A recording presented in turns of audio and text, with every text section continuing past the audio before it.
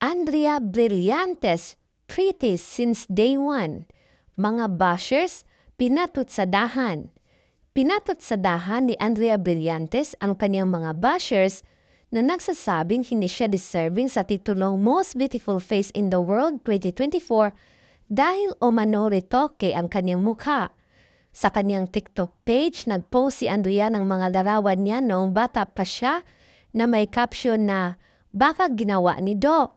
Kasabay ang kanyang pahayag, "My face card at 9 years old slay." Ayon sa actress, natural na siyang maganda simula pa noong bata pa siya. Pretty since day one, baby. Pretty with or without enhancements, ani pa ni Andrea. Matatandaang si Andrea ang nanguna sa listahan ng Top 100 Most Beautiful Faces 2024 ng TC Candler, isang international independent list.